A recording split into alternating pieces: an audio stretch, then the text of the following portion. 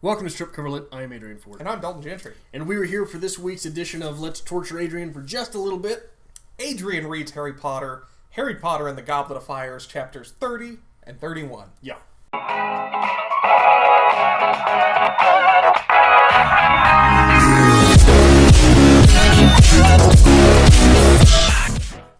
So close to being done with this one. Yeah. We're getting there. Yeah. The quick rundown? Yeah. Okay. Yeah. Chapter 30. Yeah. The Pensieve. Yeah. Okay. Harry reports to Dumbledore about his Scar, who is already in contact with Sirius. He knows about what's going on. We get to see the sentencing of Barty Crouch Jr. We get to see the trial of Ludo Bagman and what he was accused of doing. What was his name? Ludo Bagman. Bagman. You said Bagman. I hate you. And we get to learn a little bit about Neville's parents, which gives Neville a bit of a backstory. We'll talk about if that's a good thing or a bad thing. Right. Chapter 31, the third task, we get to enter the maze. Victor Crumb is using the unforgivable curses in the maze. Again, old J.K. Rowling is just pulling from those mythos. We have a Sphinx, literally in the labyrinth, asking riddles. And Harry and Cedric both grab the cup at the same time. So everybody's a winner.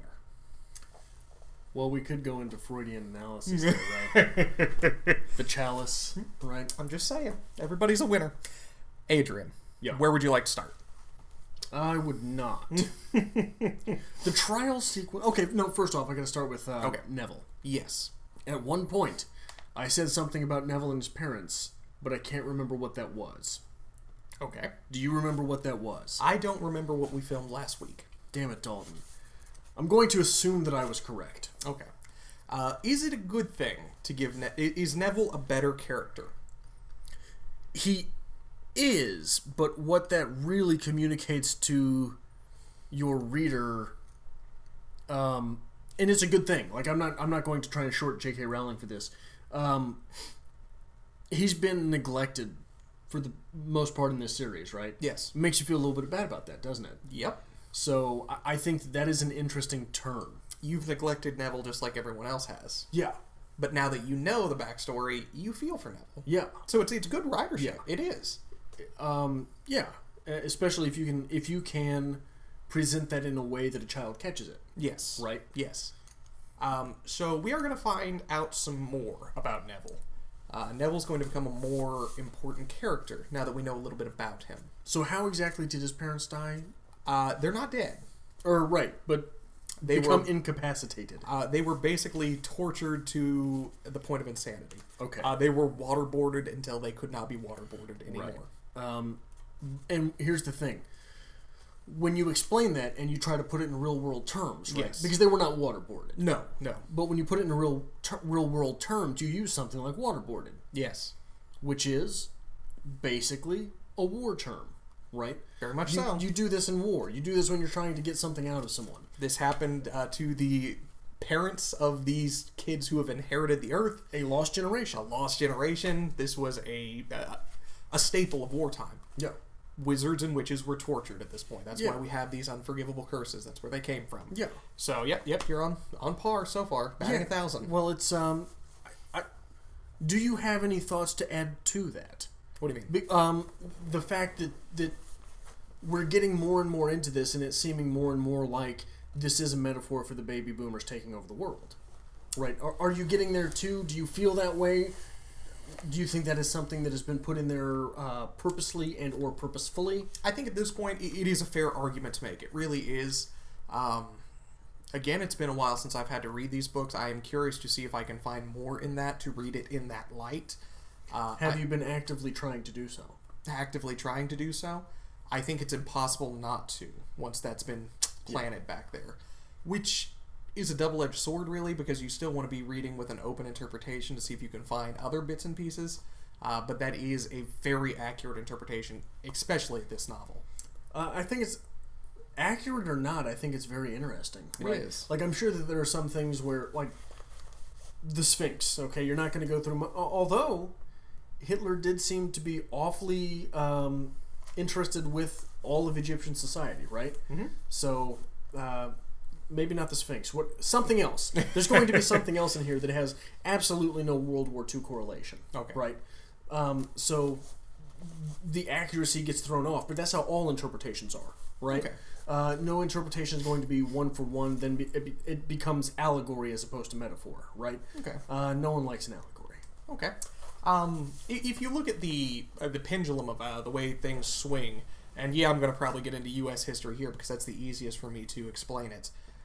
You usually go from a very liberal, artistic Renaissance type period, and then you'll swing to a very industrious conservative period. And it always goes back and forth. And war seems to be the placeholder for that. Yeah. Wartime is always industrious. It's always conservative. And then when you get a generation that is trying to establish themselves and trying to find their voice after inheriting something that's been damaged, you get that very liberal, Renaissance artistic movement. Well, looking at things on a philosophical standpoint, I can't remember if it was Hegel or Kierkegaard. Okay. Who said that basically it takes 3 swings to find some semblance of a balance. Okay. And I think that when you look at it this way, what swing do you think we're seeing here? With this one? Yes. I mean, we've made the argument this is the swing after World War II or whatever. Right. But after World War II... we have not found balance yet at this point. But what I mean is, in Western society, you went from World War II into fairly conservatism in the 50s. Yes. Then you swung back and you hit those 60s. and 70s. Yeah. But then after Vietnam, you swung into the 80s and 90s, the technical revolution. Where everyone was wrong. Yes. Right? So you go back and forth. You do. But in this world, yes, where are they swinging? Right? Where are they swinging now? Yeah. I believe you are swinging towards the... you're in that liberal renaissance right now. Education's at its peak. Everyone's going to school regardless of who you are. Schools are coming together. You're getting academic challenges, things like that. You still have the older generation. Everyone has a job. No one is unemployed. But the older generation, they all have jobs working for the government. They work for the ministry, things like that. Whereas the new generation, Fred and George, are looking to be more entrepreneurs, things along those lines, which is industrial, if you think of it that way. But they're being creative. It's not industrial, it's industrious. Industrious, but it's creativity. They're using their strengths to build something for themselves. But you could argue, I'm sure as you tell with this, there is another impending battle coming. So we are going to swing back towards that battle mentality. See, I think that they are swinging towards a heavy conservatism. You think so? Yes. You just got through having the worst person ever. Okay. Now we're busy wondering how can we keep from having that worst person ever again, okay. Right? And you have people like Sirius saying, well, back in my day, I got to just wander wherever I wanted because... There was shades back then. And, yeah, we weren't supposed to go into the Forbidden Forest, but by God, we sure did. We found a way, didn't we? I remember when I was a kid, we used to be able to walk around my neighborhood where I live now. Yeah. You don't do that anymore. Right. But in this novel, I think they're swinging towards conservatism because of little things like that. Plus the fact that we have Rita Skeeter running around saying shit about everyone, and any little thing that she says is taken as fact. Is not only taken as fact, but is able to elicit terrible letters to be sent towards a 13-year-old girl. Okay. Right? So if things are so conservative, you've got to look at things, for example, like in a religious light, right? What parts of the world right now are people being killed for saying things? Very conservative places, right? So the more conservative a place is, the higher the punishment for breaking the norm, right? All right. These are small infringements. Even the thing, Hermione dating Harry Potter. Okay. Got her death threats. If I may interrupt. Okay. I think you are... If we continue this argument with the pendulum, I mean, we've gone on a tyrant of philosophy here in Harry Potter. Well, that's what we're here for, isn't it? Yes, but... Instead of me just bitching about social justice warrior stuff? If we continue this pendulum, the next novel is the full swing into conservative ideology, violence against the norm, and strict punishment for breaking the norm. So basically what you're telling me there is that you were wrong just a couple seconds ago and I was right. I said they were moving back towards... No, you said they were swinging towards liberalism. Did I? Yes. Okay. But no, if you do go with that, you are 100% right. The next novel is pure that. Okay. The government has literally taken over. So we're moving towards fascism. Which is the far end. Yeah. Yes. Okay. So, I like my pendulum argument. Like, I make one good argument and you have to ruin it for me. I didn't ruin it. I took it and I expanded upon it. This is why we need Philosophy Channel. This is why we need Because I can argue all day wholeheartedly that the social justice movement that we're in right now is 100% from that pendulum. Yeah, and it's going to be... It's... I give it a year. Yeah? Yeah. This is what you get when you get a generation that is inheriting damaged goods. But they're not inheriting damaged goods. They're inheriting nothing. Therefore, they have no way to find their identity. Right. Well, not only that, I can't speak for you, but I will ask you, you have a good relationship with your father, right? Yes. What did your father ever teach you? What do you mean? Were there father lessons? Absolutely so. Okay. Were they flawed? Is that what you're getting at? No. A lot of... I'm trying... okay. I'm trying to figure out how to say this without saying this. So we also get the story of Crouch disowning his son. Yes. Right? God damn. Men are so quick to disown their own children, aren't they? Okay. Have you ever been disowned? Have I been disowned? Right. On a weekly basis, usually here, but carry on. Not by me. I mean by a parent. Not by a parent, no. I have been disowned by a parent. And it was over something extremely small. Okay. So we also have this generation where we're realizing we're disposable. Mm-hmm. Right? It's like the line in Fight Club, we were all raised to believe that we were going to be rock stars and whatever, and we're slowly realizing that's not the case. Yeah. Well, that was the generation right before us. Okay. My generation knows we're all disposable. How many men in my generation were raised without a father? Okay. So we are raised not knowing what it means to be a man. Okay. Right? So when you have this entire generation of men raised by women, but also women raised by women, women have a stronger idea of what it means to be a woman, right? I had that role model to look at. Mom was a strong character. I know what it means to be my gender. Okay. Men don't know what it means to be a man. But we've always had these strong women to look towards, right? So we end up thinking that what it means to be a man is to accept whatever the mummy figure says, right? Okay. Because whenever I was a good little boy and I mowed the lawn on time, it was good for the household, right? You were learning to be a leader by being a follower. Okay. And that's where a lot of this, when you talk about social justice warrior, this, that, and the other, the white knight comes up, right? Yes. This idea of the white knight. Well, what is the white knight? The white knight's the good son. Okay. That makes sense. I'm gonna stick up for mom. Hey, I don't care who you are. Say something about my mom. I dare you. Right? Okay. So when you take that, and you apply that mentality, not simply towards the mother figure, but towards an entire gender, it becomes, I don't care if you're right. Don't say that Susie Q is wrong about feminism or about what it means to be a man or about this, that, or the other. Okay. The way I see it, so we can just wrap this argument up here before this just becomes an episode of Philosophy Channel. You have World War, right? Yes. Then you have the lost generation trying to find their place. Very artistic generation, correct? Right. Right about the same period. The lost generation was the generation that was in the war. Yes. Right. But this is them coming home. Okay. This is that little liberal boom before you move into very conservative 1950s, the atomic family. Okay. Then you're moving towards another liberal boom, Vietnam. I would love for someone to look up whether that was Hegel or Kierkegaard that Yes. said the three swings thing. But my argument with this here is the generation you have now is coming not from a major war generation. They're coming from a generation that is literally self-destructed.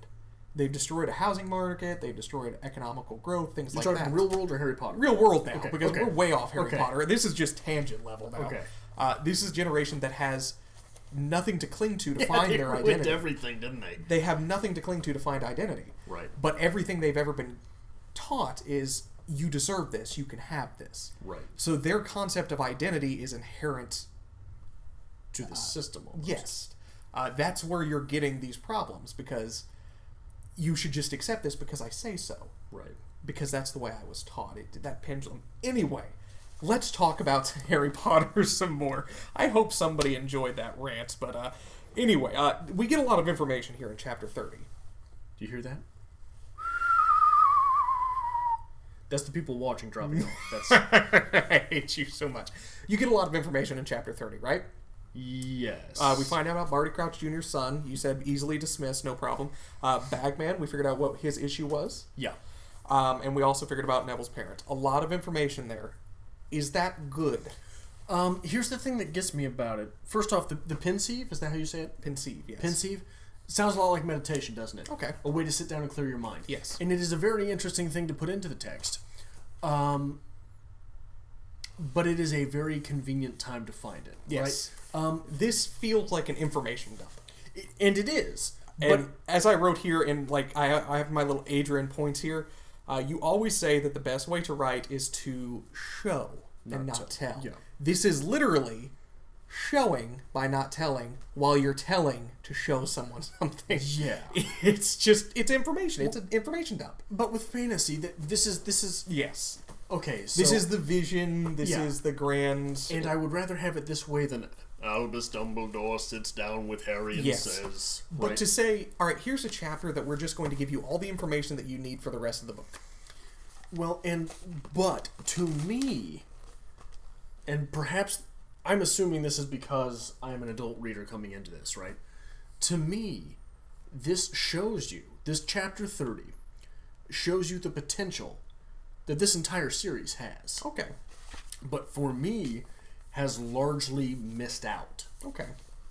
So it is because I don't know.